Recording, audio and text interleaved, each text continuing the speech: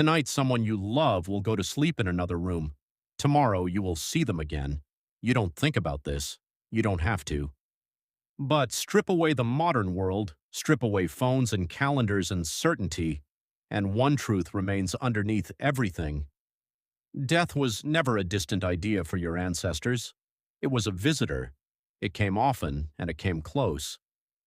So what did they do when it arrived? Not what you might expect, not panic, not indifference either. Something far stranger and far more human. Go back 100,000 years. A small group moves across a dry, dust-colored landscape. One of them, an older woman, has stopped breathing. The others gather around her body. They do not walk away. They do not leave her for the scavengers. Instead, they begin to dig. This single act, digging a hole for a body instead of leaving it exposed, is one of the earliest signs of something changing inside the human mind. Archaeologist Paul Pettit, who has spent decades studying the origins of burial, argues that this moment marks a psychological threshold. Once a body is placed deliberately into the earth, the group is no longer just surviving loss. They are responding to it. They are making a choice. Why does that matter so much? Because animals feel lost too. Elephants linger near the bones of their dead. Chimpanzees have been seen carrying a deceased infant for days, refusing to set it down. Primatologist Jane Goodall documented mother chimps doing exactly this, grooming a lifeless body long after there was any biological reason to. Grief, in some raw form, is not uniquely human, but burial is different. Burial requires imagination. To bury someone, you have to picture a future. You have to believe that this spot will matter later, that someone might return to it, that the body deserves protection even though it can no longer feel pain or fear. Anthropologist Barbara King, who has written extensively on grief across species, describes this as a shift from emotional reaction to symbolic action. The animal feels, the human interprets, and once early humans started interpreting death, they couldn't stop. Around 60,000 years ago, in a cave in the mountains of what is now Iraqi Kurdistan, something unusual was found. Archaeologist Ralph Solecki, excavating at Shanidar Cave in the 1950s and 60s, uncovered Neanderthal remains surrounded by clusters of pollen.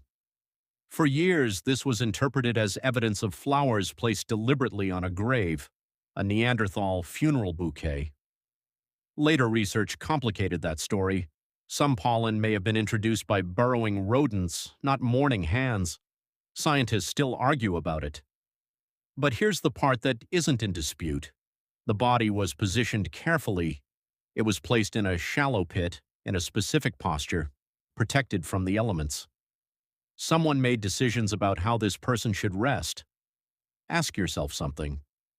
Why would a species under constant threat, hungry, exposed, competing daily for survival, spend its limited energy honoring the dead? There's no obvious evolutionary payoff. A buried body doesn't feed anyone. It doesn't build shelter or find water.